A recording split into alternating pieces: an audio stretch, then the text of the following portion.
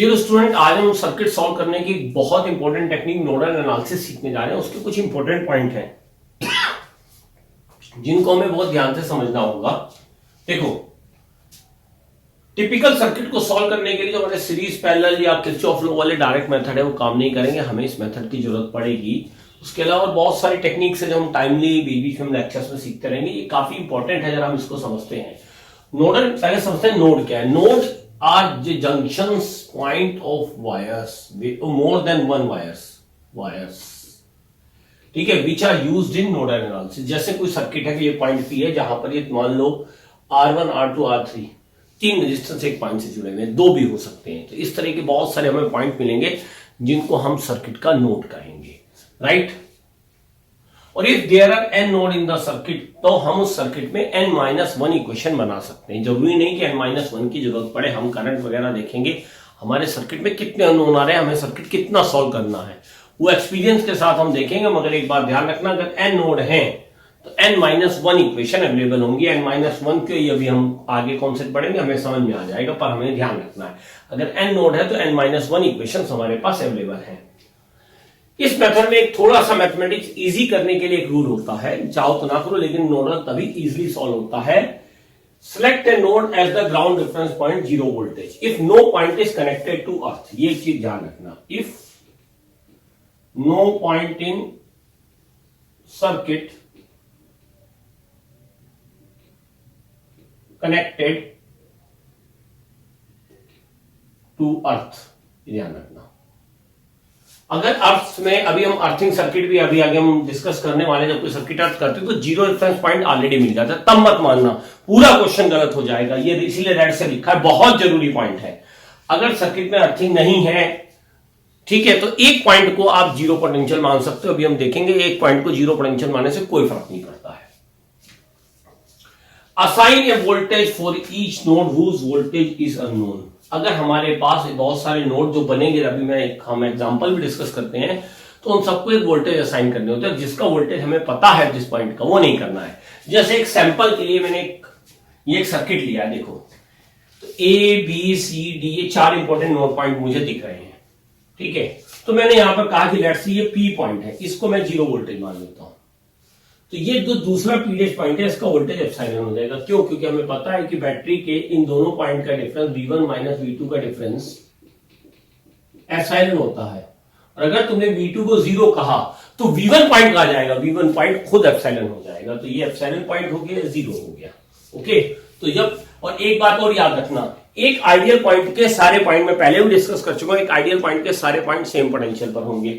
तो ये 0 है तो ये पूरा यहां से यहां तक 0 चला गया, यहां से यहां तक एप्सिलॉन चला गया, ओके। तो ये पॉइंट एप्सिलॉन वोल्टेज हो गया, ये पॉइंट 0 पर आ गया। अब हमारे पास दो नोड बचते हैं, B और D। देखो ये तो कोई नोड, ये एक नोड ये था, एक नोड ये था, ये सारी आइडियल वायर है। और आइडियल एक चीज इसमें भी हम यूज करेंगे, आइडियल पॉइंट पे, आइडियल वायर पे जितने भी पॉइंट होंगे नोडल में भी ध्यान रखना, जो हमने पिछले लेक्चर्स में डिस्कस किया है, वो सब के सब यूनिफॉर्म पोटेंशियल पॉइंट होंगे। ये पूरी वायर अगर यहां कहीं भी 0 मान ली तो पूरी वायर के जितने भी पॉइंट है वो 0 पोटेंशियल आ गया, यानी कि इस नोड का पोटेंशियल 0 हो गया, इस नोड का पोटेंशियल एप्सिलॉन हो गया, इस नोड का पोटेंशियल।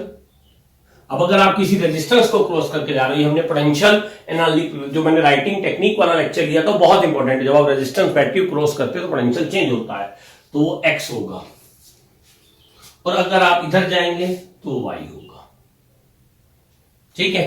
ये चीज आप समझ गए, इस पॉइंट को नोट करो। तो इस तरीके से हम हर एक नोड पे एक वोल्टेज असाइन करते हो। तो ये पहले 3-4 बेसिक स्टेप है। तो सबसे पहले सर्किट के नोड एनालाइज कर लिए, नोड एनालाइज करने के बाद 0 वोल्टेज पॉइंट मान लिए, जहां कन्वीनियंट हो, जहां मोहर, मैं चाहूं तो इसको भी 0, मुझे लगता है यार 3 यहां 0 मानने से प्रॉब्लम आसान हो सकती है, तो बिल्कुल यहां भी 0 ले सकते हो।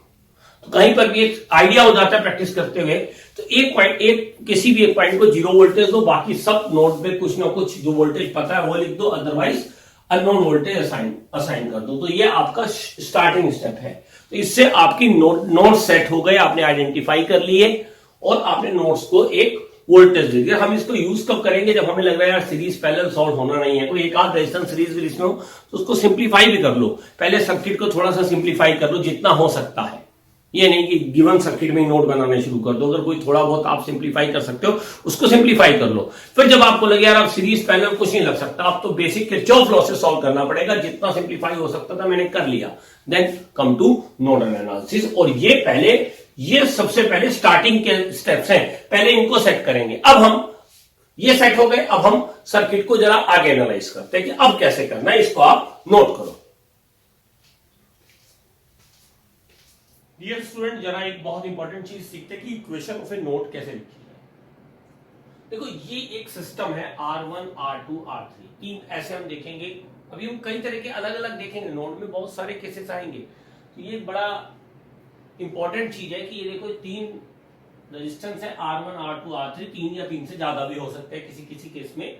और इनके पास जो हमने पॉइंट है उसको हमने सर्किट में कुछ x y z potential assign किए होंगे। जब मैं सर्किट में जाऊंगा, अभी मैं एक क्वेश्चन इसके बाद दूंगा इसी चीज को एक्सप्लेन करने के लिए, तो ये चीज आपको और क्लियर होगी। इसमें तीन चार तरीके के नोड, अलग अलग टाइप के नोड बनेंगे। तो ये बेसिकली मैं टाइप 1 कह रहा हूं, सबसे सिंपल नोड जो सबसे ज्यादा मिलता है सर्किट में। आपको तीन तरह के नोड की इक्वेशंस में लिखना सिखा दूंगा बहुत आसानी से। अब देखो ये P1 P2 P3 है और यहां पर इस P पॉइंट का नोडल पोटेंशियल V है। तो हम इसकी इक्वेशंस कैसे बनाएं?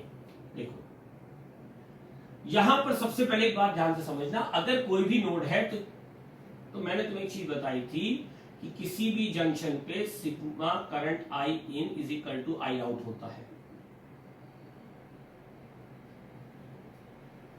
ठीक है, या फिर हम कहें कि अगर हम नेट ही करंट मान लें कि सिग्मा आई विद साइन ले लो, यहां पर क्या करो कि कुछ करंट को प्लस साइन दे दो इन वाली करंट को, और आउट वाली करंट को माइनस साइन दे दो।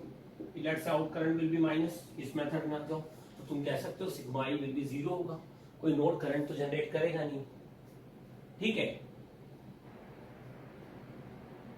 तो किसी भी नोड की इंपॉर्टेंट प्रॉपर्टी हो गई कि नेट करंट इज 0। करंट का फार्मूला क्या होता है? करंट का फार्मूला होता है V by R, delta V by R. अच्छा, अगर हम मान लो ये कोई नोड है, ध्यान से समझना, मैं कह दूं कि यहाँ पे चारों करंट मैंने ऐसे मान लिया I1 I2 I3 I4। अब तुम लोग अरे सर ये कैसे हो सकता है, यहां तो चारों करंट इन हो गई, ये तो इम्पॉसिबल चीज है। भाई सारी करंट इन हो रही है, आप कह रहे हैं करंट इन और आउट होनी, इसका मतलब कोई ना कोई करंट आउट जरूर होगी। मान लो ये 4 एम्पियर, ये 2 एम्पियर, ये 3 एम्पियर, और तुमसे मैं कह रहा हूं यार I4 की वैल्यू बताओ, और मैंने I4 की डायरेक्शन जान कैसे मान ली, तो क्या होगा? मैं कहूंगा I4 सारी करंट इन है तो सबका साइन में प्लस ले लूंगा, तो मैं कहूंगा I4 + 3 + 4 + 2। ध्यान से समझना, बहुत इंपॉर्टेंट चीज बताने जा रहा हूं। तो 4 और 3 7 और 2 9 इज इक्वल टू 0। तो I4 का आंसर मैं -9 दे दूंगा। तो जैसे यार याद करो, मैं कई बार जब मैं मैकेनिक्स पढ़ाता था मैं कहता था यार मुझे लग रहा है हमें पता है ब्लॉक नीचे जाना है, हम श्योर हैं इस डेटा से, लेकिन ऊपर मान लो, चलो क्या होगा? एक्सेलरेशन निगेटिव आएगा ना। अननोन हमेशा पॉजिटिव डायरेक्शन में, मान लो जैसे सिस्टम चल रहा है आने दो निगेटिव, तो आ गया करंट का आंसर निगेटिव। इससे एक फायदा मिलने वाला है, इक्वेशन कई बार इक्वेशन बनाना थोड़ा आसान हो जाता है। अगर हाँ जो करंट अगर डिफाइन है, वैल्यू दी गई, अब कहा जा रहा है किसी ब्लॉक का एक्सेलरेशन 3 नीचे है, तो वो तो 3 नीचे है, पर अननोन के लिए तो हमारे पास तरीका होता है कि आप मान लो कुछ इक्वेशंस ऐसे होती हैं, अगर आपने डायरेक्शन का ध्यान नहीं दिया तो वो निगेटिव आंसर देकर उस डायरेक्शन को एडजस्ट करती है। तो यहां पर सिग्मा आई होगा 0। तो मैं सारी करंट को लेट से इन एज्यूम कर लूं, मैं कह दूं कि ये करंट I1 भी इन है, यहां पर I2 भी इन है, बनाने की जरूरत ही नहीं है, बस दिमाग में मान लो सारी करंट इन मान ले। तो अगर हम कह दें कि ये करंट ऐसे है, या फिर मैं ये मान लूं कि सारी करंट आउट है, मैं दोनों ही तरीके हो सकते हैं। या तो मैं सारी करंट को कह दूं कि इन है, या मैं कह दूं सारी करंट आउट है। हम दोनों में से कोई भी सिस्टम ले सकते हैं। तो ये आउट वाला सिस्टम जरा यूज किया जाता है, इक्वेशन बनना थोड़ा आसान रहता है। देखो क्यों? क्योंकि अगर मान लो मैंने कह दिया कि किसी नोड से तीनों करंट आउट हो रही है, I1 I2 I3, तो बट ऑब्वियस है ये वाला पॉइंट सब हाई पोटेंशियल पर होगा। तो अगर एक करंट I की डायरेक्शन ऐसे बन जाए और यहाँ पर कुछ R रेजिस्टेंस है, ध्यान से समझना, ये V1 है, ये V2 है, तो I की वैल्यू अगर डायरेक्शन ऐसे, तो V1 हायर होना चाहिए, V2 लोअर होना चाहिए। बेसिक में हम सीख चुके हैं, प्लस होगा ये माइनस होगा, तो I की वैल्यू होगी V1 - V2 बाई R। ठीक, I की वैल्यू क्या होगी? V1 - V2 by R। Sigma I is 0,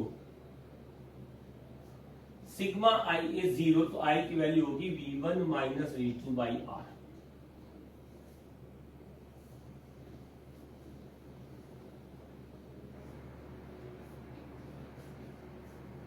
अब जरा देखो यहां पर मैं क्या चाह रहा हूं, अब ध्यान से समझना। मैं सारी करंट को आउट मान रहा हूं, मान सकता हूं, तो इतना सीधे तो इस ज्वाइंट P पे I1 plus I2 plus I3 का सम क्या होगा, 0 होगा। क्लियर।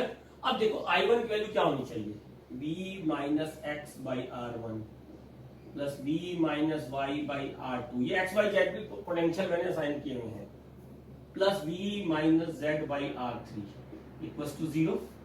हुई नोडल की इंपॉर्टेंट इक्वेशन, नहीं समझ गए। तो ऐसे ही अब मैं ये टाइप 1 नोड है, तीन टाइप के नोड तुम्हें सिखाऊंगा, बहुत इंपॉर्टेंट होते हैं। तो ये टाइप 1 नोड है, इस तरह से इक्वेशन बनाई जाती है, पहले मेथड सीख लो। अब मैं इस पे बेस्ड में 2 क्वेश्चंस कराऊंगा और ये बहुत इंपॉर्टेंट मैथड तुम्हारा एकदम रॉक सॉलिड करा दूंगा। और ये ध्यान रखना, पीएचएस सर ने एक बार तो पढ़ा दिया, जो सही से कॉन्सेप्ट है तुमने समझ लिया, तो जेई का कोई क्वेश्चन तुम्हारा कभी रुकेगा नहीं, ये मेरा तुमसे प्रॉमिस है।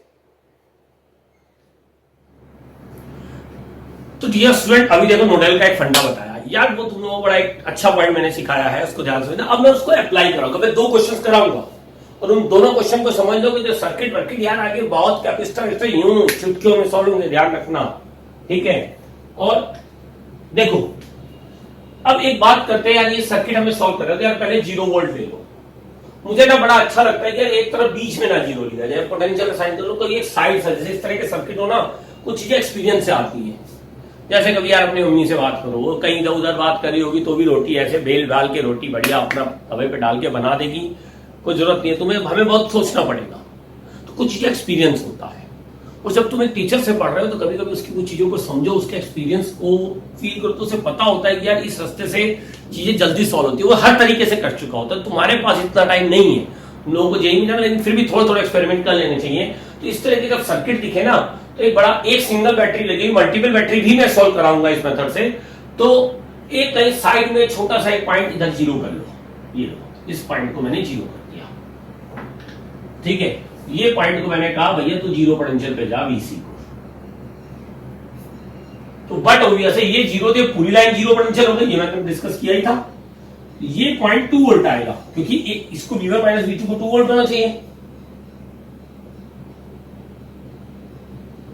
तो ये वैल्यू आएगी 2 वोल्ट।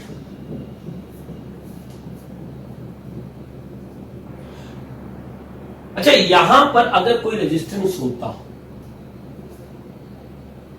तो वोल्टेज चेंज हो जाती, ठीक है। अब ये हुआ 2 वोल्ट, ये 0 माना, ये पूरी लाइन 0, यहां कोई रेजिस्टेंस है नहीं, रेजिस्टेंस होता तो ये 0, तो ये 0 नहीं कह पाते, ये भी ध्यान से समझना, छोटे छोटे पॉइंट है लेकिन बहुत इंपॉर्टेंट है। यहां का रेजिस्टेंस होता तो ये 0 नहीं होता, तो ये हो गया 2 वोल्ट। अब ये बात आई, ये हुआ X और ये हुआ Y। क्लियर, समझते रहना, बहुत इंपॉर्टेंट चीज है, नोडल इतना आसान नहीं है। अब हमें कहा जा रहा है करंट इन ऑन BD बताओ, तो अगर X और Y दोनों सॉल्व कर लोगे तो I की वैल्यू हो जाएगी X minus Y divide by 4। बात समझते रहना, अगर X और Y तुमने दोनों सॉल्व कर लिए तो I की value X minus Y by 4 हो जाएगी। मैंने I ऐसे माना है, अगर Y ग्रेटर आया, ये निगेटिव आया, तो मैंने करंट को ऊपर से जाते माना है नीचे, तभी X माइनस Y करा। जैसे वहां थर्मो भी तो करते हैं, θ1 माइनस θ2 भाई, यार वही चीज है। तो यार X और Y तो दोनों अननोन है भाई, तो जब X और Y दोनों अननोन है तो 2 इक्वेशन चाहिए, तो इक्वेशन बनाते हैं। देखो हम 2 इक्वेशन बस हमें चाहिए, ठीक है। तो हम यहां पर कौन कौन से नोड की इक्वेशन बनाए, तो हम यहां पर इक्वेशन बनाएंगे B और D नोड पे, ठीक है। इन दोनों के पोटेंशियल है अननोन, तो हम यहां पर इन दोनों नोड की इक्वेशंस बनाने जा रहे हैं। तो ये हमारे पास आया इस नोड की इक्वेशन, तो इस नोड की इक्वेशन क्या होगी, देखो जैसे मैंने भी समझाया था, X minus Y divide by 4 plus X minus 2 divide by 1 plus X minus 0 divide by 2 is equal to 0। ये हुई पहली इक्वेशन। देखो x minus y divide by 4, x minus 2 divide by 1, x minus 0 divide by 2।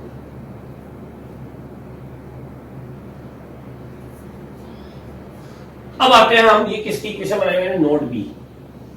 अब हम किसकी equation बनाने जा रहे हैं, नोड डी। नोड डी की इक्वेशन क्या होगी, y minus 2 divide by 2 plus y minus 0 divide by 3 plus y minus x। देखो यहां पे ये नोड ले रहा हूं तो ये मानूंगा कि तीनों करंट इससे बाहर निकल लेंगे। y minus x divide by 4 equal to 0।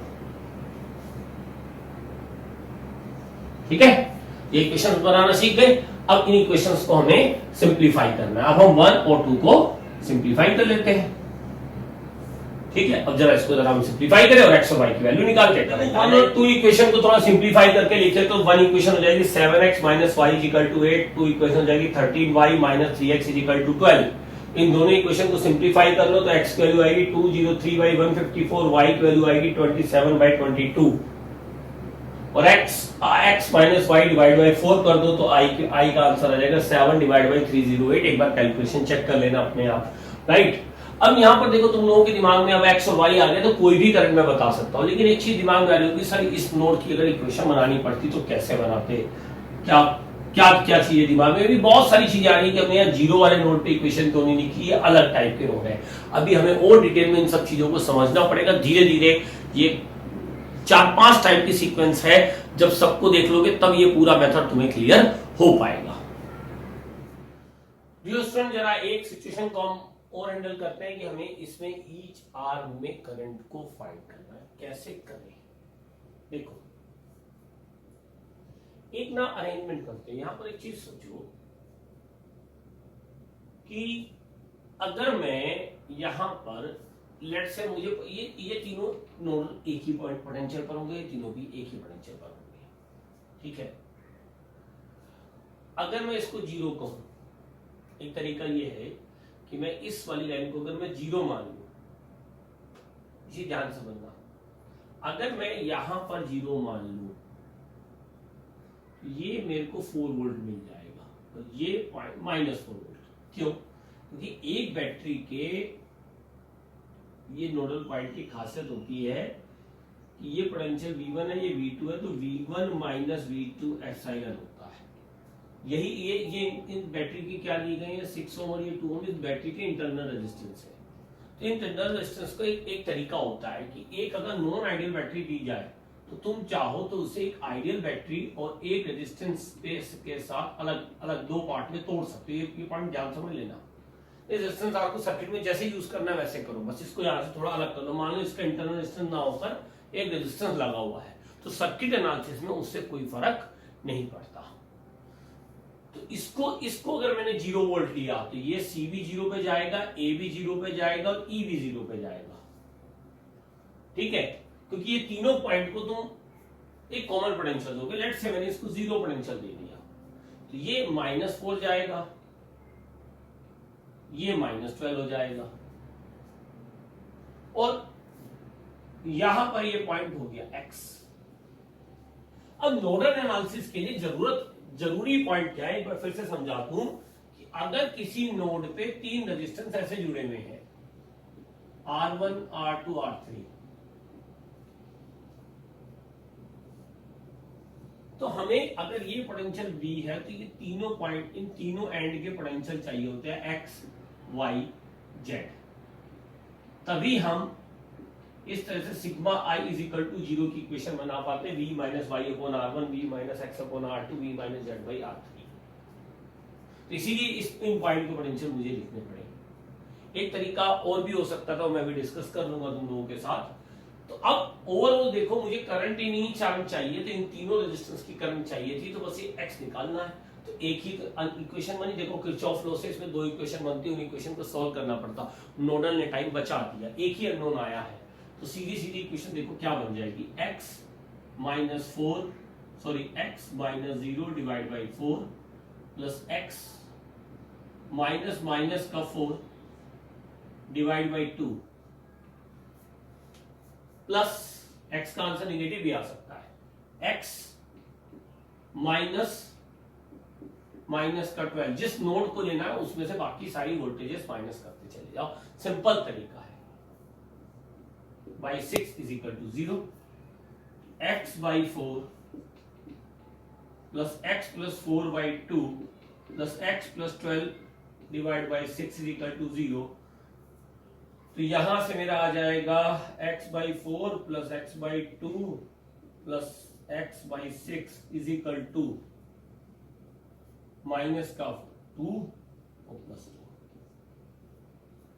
2। यार इसका एलसीएम क्या बनेगा? इनका एलसीएम बन जाएगा, इसे अगर हम 12 ले लें तो 3 plus 6 plus 2 into x is equal to minus 4। तो x की वैल्यू कितनी आ गई? 6 3 जा 9 और 2 11, तो माइनस 48 बाई 11। और हमने यहां पर ये तीनों करंट हम I1 I2 I3 ऐसे दिखा देते हैं, जो निगेटिव होनी होगी वो अपने आप आएगी। तो I1 की वैल्यू क्या होगी? देखो I1 ऐसे माना है तो x माइनस 0 डिवाइड बाई 4। अब x की वैल्यू तो खुद ही निगेटिव है, तो I1 का आंसर निगेटिव आ गया। ये आ गया, कितना आ गया? अगर ये इसको 4 से डिवाइड कर दूंगा तो I1 का आंसर क्या आएगा? Minus 12 by 11। ये माइनस साइन क्या बता रहा है कि I1 की डायरेक्शन इधर है। I2 x minus minus 4 divide by 2 कर दो, दूसरा आंसर आ जाएगा। I3 x माइनस माइनस का 12 डिवाइड बाई 6। I3 भी देखो निगेटिव आएगा। I3 तुम्हारा क्या आ जाएगा? नहीं, I3 तुम्हारा पॉजिटिव आएगा।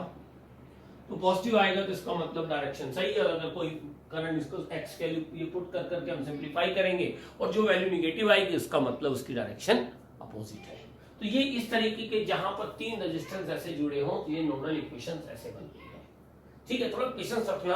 अभी हम और भी लेक्चर्स डिस्कस करेंगे फर्दर कमिंग लेक्चर्स में। भी हम आगे भी ये सेशन अभी आगे कंटिन्यू रहने वाला है, तो हम अभी और डिफरेंट टाइप के नोड्स से इक्वेशन कैसे बननी है अभी हम उसको नेक्स्ट लेक्चर में जरा हम टाइप 2 नोड को डिस्कस करने वाले हैं। ये हमारे टाइप 1 नोड थे जो हमने कंप्लीट कर